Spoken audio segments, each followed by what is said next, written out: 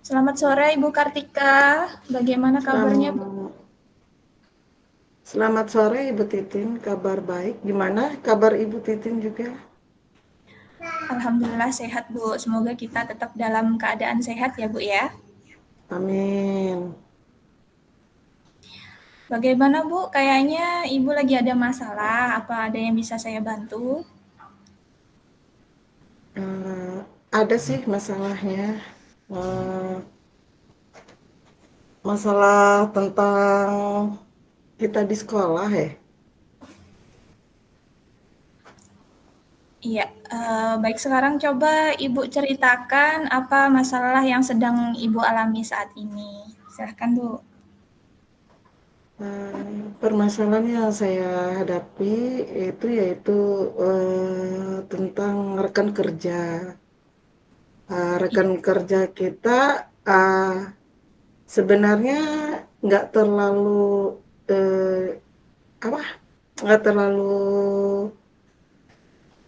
bermasalah tapi agak bermasalah gitu. Nggak terlalu ibarat masalahnya terlalu besar enggak, cuman itu sudah menjadi iya bisa. sudah menjadi ini ya, menjadi permasalahan bagi kelas kita Bu Titin. Oke, Permasalahannya seperti ini Bu, ya.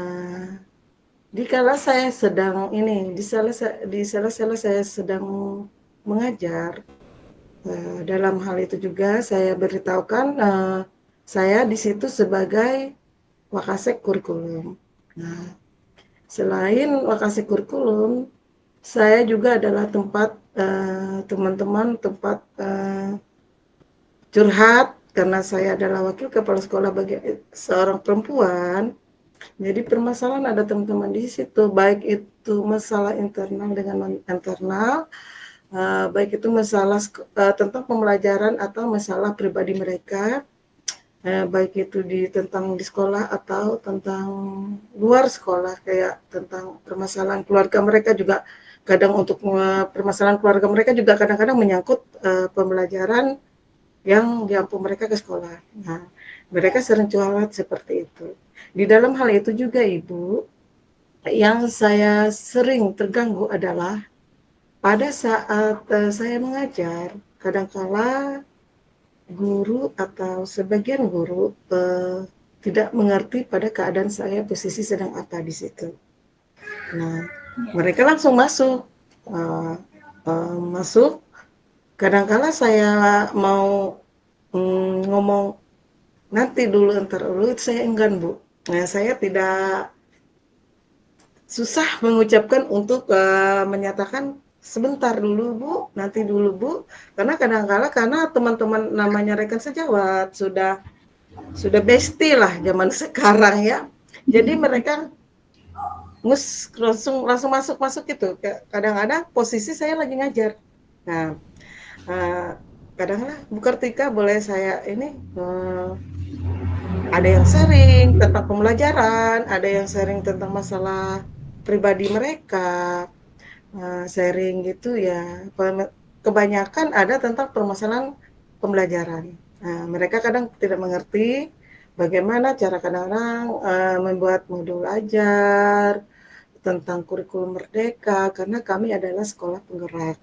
Nah, Ya. sekolah penggerak itu yaitu pada sekolah penggerak pengujutan kedua. Nah, sesi kedua.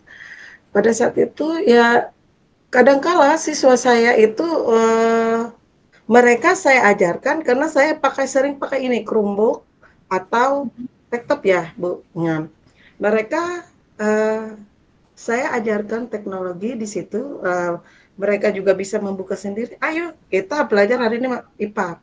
IPA itu bagian apa? Ibaratnya panca indera. Nah, dalam panca indera itu mereka suruh mencari sendiri.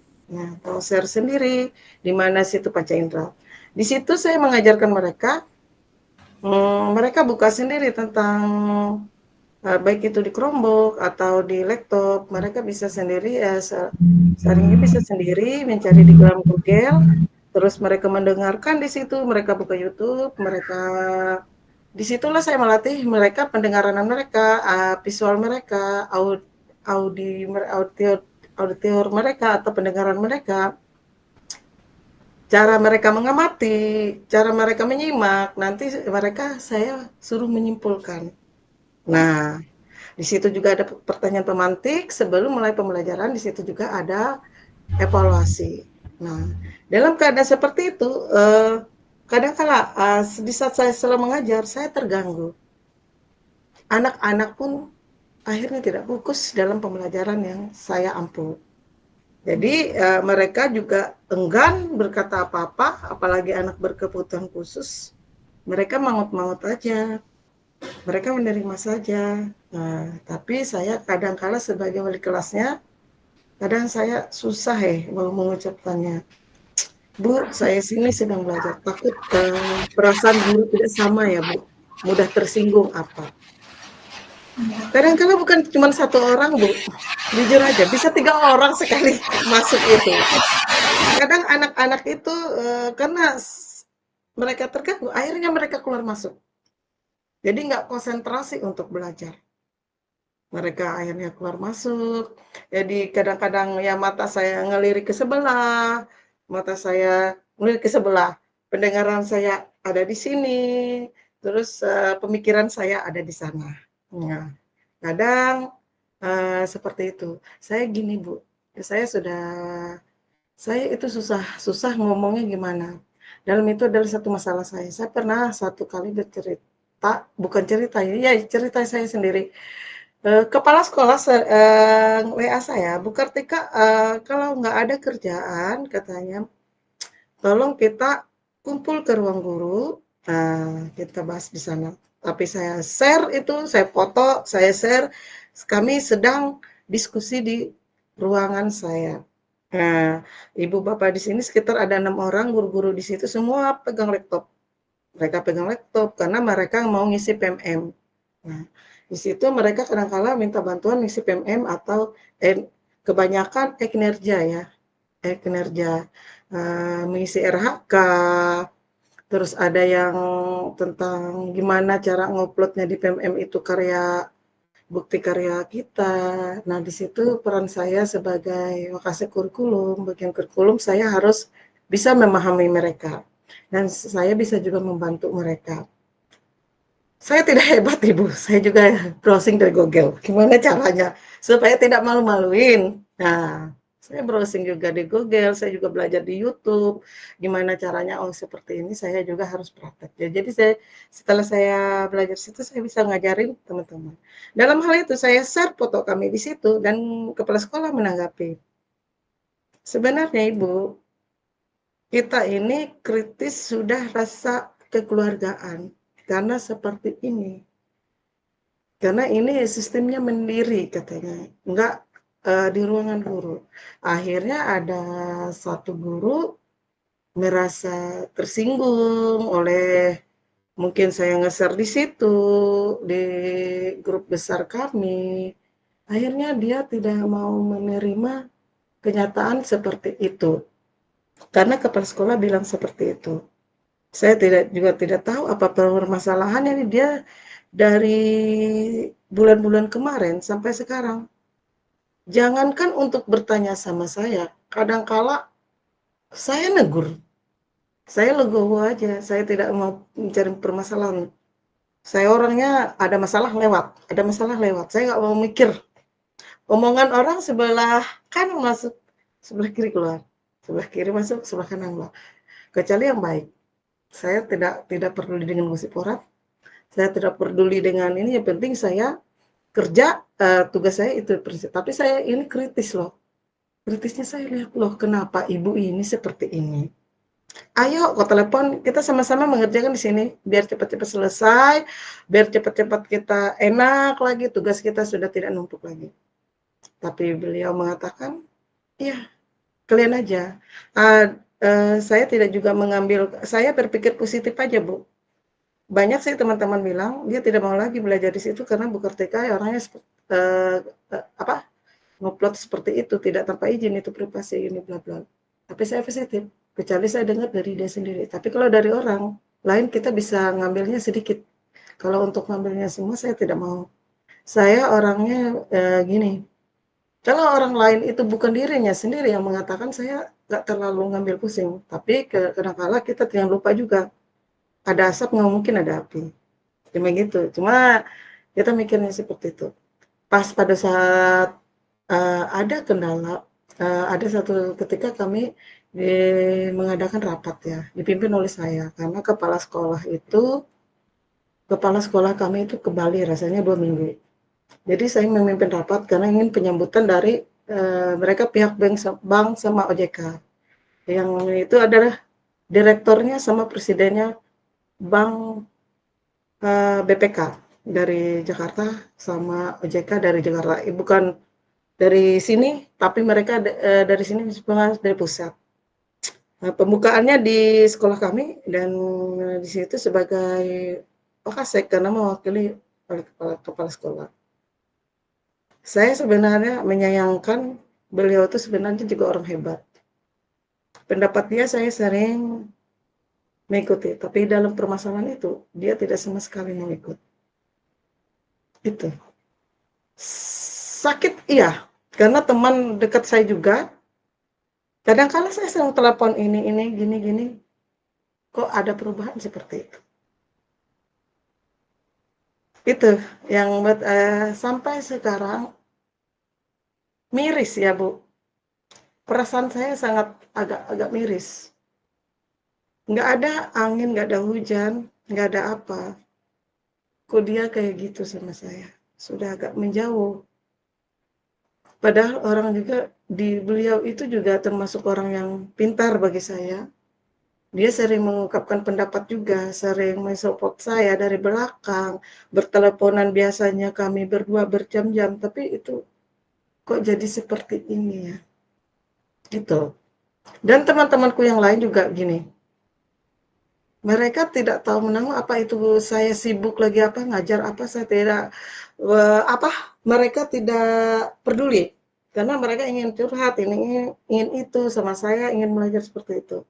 Jadi untuk kedepannya, saya ingin pertegaskan aja, mau diterima atau enggak ya, itu pribadi mereka masing-masing. Karena mereka orang dewasa. Kita ini guru semua orang dewasa, bukan anak-anak lagi. Jadi bisa menyingkapi. Satu saat nanti saya mau ruangan saya untuk ngajar saya sterilkan, saya kasih kunci, saya kunci dari dalam. Kalau ada guru-guru yang datang, saya memberitahukan bahwa saya mengajar. Saya suruh mereka menunggu, rencananya tunggu nanti. Kalau saya sudah sedang mengajar, karena jam kami tidak sesuai, Bu Titin ya. Kalau tingkat SDLB sama TKSB, mereka istirahat itu jam 8.30. Kalau tingkat SMP sama SMALB itu istirahatnya itu jam 9. Masuknya jam setengah 10. Jadi nggak sama. Jadi mereka kebanyakan guru SDLB yang datang ke kita. Nah, karena mereka merasa mereka istirahat, tapi mereka tidak tahu posisi saya gimana. Saya mau ngomong seperti itu di waktu kala rapat, di waktu diskusi, waktu kumpul. Tapi Bu, saya nggak setega itu. Sedangkan seperti itu aja ada sebagian guru menanggapi nggak mau lagi katanya. Nggak mau lagi datang ke saya. Itu sudah menyakitkan sih bagi saya. Ya, itu aja Bu, ibaratnya ada solusi kah dari Ibu Titin, bagaimana saya menanggapi permasalahan yang ada itu tentang rekan kerja saya. Ya, saya cukupkan itu permasalahan saya, Bu. Yang sudah Ibu ceritakan tadi, ada beberapa yang sudah saya tangkap. Ini terkait dengan rekan sejawat ya Bu ya. Jadi rekan sejawat Ibu tidak memahami situasi dan kondisi Ibu ketika sedang mengajar, kemudian mereka memiliki kepentingan, mereka tetap mengganggu Ibu seperti itu. Dalam bahasanya Ibu merasa terganggu karena mereka meminta sesuatu kepada Ibu pada saat Ibu sedang mengajar, seperti itu, yang otomatis hal itu akan mengganggu konsentrasi siswa dan siswi di kelas Ibu saat itu. Karena kebetulan yang Ibu ajarkan adalah murid-murid yang berkebutuhan khusus, begitu ya Bu ya? Ya, Jadi betul. kalau menurut saya pribadi, alangkah lebih baiknya kalau kita bisa saling menasihati seperti itu Bu. Mungkin kalau dari segi sisi saya seperti itu, kalaunya ada misalkan senior, maka saya secara langsung akan memberitahu beliau seperti itu untuk kedepannya mungkin, tapi dengan bahasa yang lebih sopan seperti itu kalau dengan orang yang lebih tua kalau menurut saya. Kemudian kalau untuk teman-teman atau rekan yang seusia mungkin bisa sambil bercanda seperti itu, dengan tapi tetap dengan kata-kata yang tidak menyinggung perasaan, karena kita tahu sendiri karakter orang itu masing-masing berbeda seperti itu. Ada yang orangnya gampang baperan dan ada yang tidak seperti itu. Jadi kita lihat dulu orangnya seperti apa sih, oh bisa diajak bercanda nggak nih gitu. Kalaunya bisa diajak bercanda oke okay, gitu, kalau nggak bisa ya kita mau tidak mau harus dengan bahasa yang lebih sopan seperti itu. Itu kalau menurut saya menghadapi rekan-rekan sejawat yang seperti itu ya Bu ya. Oke. Kemudian dari permasalahan yang Ibu hadapi tadi, kira-kira apa rencana Ibu untuk menghadapi rekan-rekan yang sudah terlanjur misal nih, sudah terlanjur sakit hati gitu. Apa yang akan Ibu lakukan terhadap mereka yang sudah terlanjur menjauhi Ibu seperti itu? Langkah-langkah apa yang akan Ibu lakukan kira-kira? Rencananya untuk ke depan, untuk rekan-rekan seperti itu, saya tetap akan memberi pendekatan ya, Bu. Saya selalu akan menjadi uh, apa? Mereka adalah selalu menjadi teman baik mereka. Saya akan selalu berusaha untuk mendekati mereka, dan saya selalu ingin menanyakan permasalahan apa yang hingga terjadi seperti ini. Rencananya kalau rekan saya itu menerima saya, tapi kayaknya mungkin diterima, karena guru-guru sebagai guru itu walaupun senyum, kita semua tahu ahli jiwa di situ. Berat loh Bu, karena guru-guru SLB itu rata-rata mereka mengetahui ahli jiwa, apalagi itu memang pendidikan luar biasa. Uh, di situ 90% hampir sekolah di SLB 2 itu rata-rata pendidikan luar biasa, Bu. Memang ahlinya semua. Nah, di situ semua rata-rata memiliki ahli jiwa. Sedikit aja mungkin guru pak yang ada di luar pendidikan. Nah, maunya saya ini nanti pendekatan Bu, nah pendekatan terus ngajak ngobrol gitu rencananya nanti kalau ada waktu saya. Kendalanya saat-saat ini mungkin waktu saya kurang ya, di sekolah tuh kebanyakan saya kadang ngerjakan tugas. Saya sering juga Bu bercanda-canda dengan rekan saya seperti itu. Waduh jangan masuk dong, tapi mereka kayaknya nggak ngubris itu mungkin mereka menganggap saya ini lo besti gue, saya tidak peduli lo ngomong apa, yang penting gue ini gitu. Jadi So, saya seperti itu. Sering juga bercanda, aduh aku masih ngajar gitu kan. Nanti ya, aja lah nanti. Jadi mereka nggak peduli kadang kala. Iya, saya nunggu di sini aja. Saya sampai nunggu pian sudah selesai. Nah, kadang kala kan kita beda. Ada orang sama nggak ada orang kita ngajar itu berbeda ya kan Bu?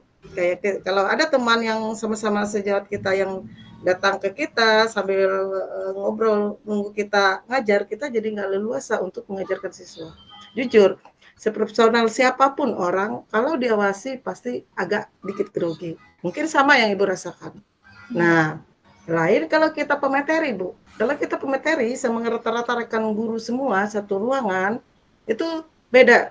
Nah, perbedaannya beda, Bu. Tidak sama dengan ada waktu kita ngajar sama kita menyampaikan materi di seluruh ruangan itu dipenuhi guru. Karena saya merasakan semua, Bu. Merasakan di saat observasi kepala sekolah, di saat ada teman sejawat, dan dikala kita berbicara di depan mereka guru-guru itu sangat beda. Enaknya jujur di depan guru-guru karena kita menyampaikan materi daripada di saat kita praktek ada mereka. Nah itu. Makanya itu jadi gangguan jadi rencananya saya ke depan ya seperti itu. Terus rencana saya untuk teman sejawat saya ini saya melakukan pendekatan Bu. pendekatan mengajak berbicara dari hati ke hati. Ya, itu rencana saya. Oke, Gitu. jadi menurut Ibu langkah utama yang harus dilakukan adalah pendekatan dari hati ke hati ya Bu ya. Iya. Oke, karena ketika mereka keluar masuk ruang kelas itu menurut Ibu sangat mengganggu dan akan berdampak negatif terhadap peserta didik. Jadi kita harus mengutamakan siswa dan siswi dulu seperti itu ya Mas Ibu ya. Betul, betul. Harus Oke. mereka yang diutamakan. Oke. Nah, kemudian kira-kira apa dukungan yang Ibu butuhkan untuk nanti bisa berjalannya rencana ini? Kira-kira lingkungan seperti apa yang Ibu butuhkan dukungannya? Yang pertama saya minta dukungan dari rekan-rekan sejawat saya supaya mereka dapat mengerti. Saya akan memberitahukan mereka posisi saya dan keadaan saya seperti ini dengan bilang ibu tadi dengan berhati-hati berucap dan bertutur kata seperti bertingkah laku.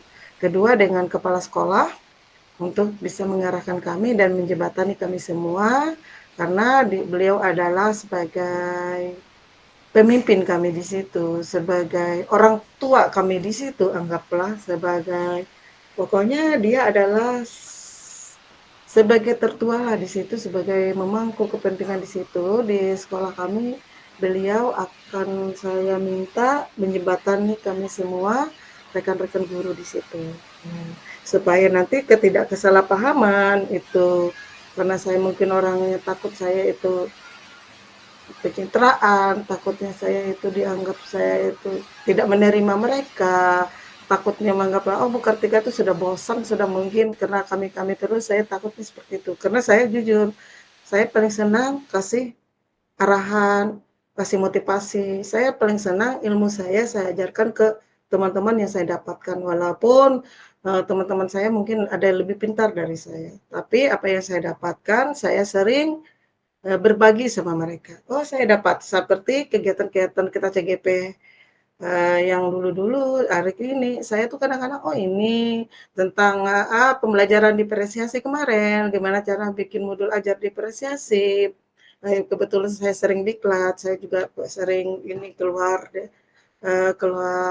daerah juga Bu, karena kegiatan-kegiatan seperti itu kami guru SLB, bukan saya saja, mungkin semua guru SLB yang ada di Palangkaraya ini sering semua keluar masuk daerah, hampir, hampir semua. Nah, apalagi saya sebagai kurikulum mungkin seringan, tapi untuk saat ini selama saya belajar di CGP, saya sudah nggak mau lagi, bukan nggak mau, untuk itu saya istirahat dulu, gue bilang sama kepala sekolah, saya bisa ikut kegiatan-kegiatan di dalam kota. Kalau untuk keluar kota nanti dulu. Nah, mungkin bisa diwakili oleh teman-teman yang lain. Nah, dalam itu saya minta dukungan dari rekan sejawat saya dengan kepala sekolah saya itu. Ibu, jadi intinya di situ Ibu menginginkan kolaborasi dari rekan sejawat dan kepala sekolah ya Bu ya, karena dengan berkolaborasi maka kegiatan yang terasa berat itu akan menjadi ringan seperti itu ya Bu ya. Betul, Oke, Ibu saya betul. tunggu hasilnya setelah Ibu mencoba rencana tadi yang akan Ibu lakukan. Saya tunggu Ibu untuk memberikan refleksi kepada saya seperti itu, karena saya juga sambil belajar juga nih dari Ibu gimana dalam menangani rekan sejawat seperti itu ya Bu ya. Oke, Ya, Ibu luar biasa, terima kasih atas refleksinya dan sudah mengajak saya untuk curhat ya Bu ya. ya. Terima kasih Ibu Titin.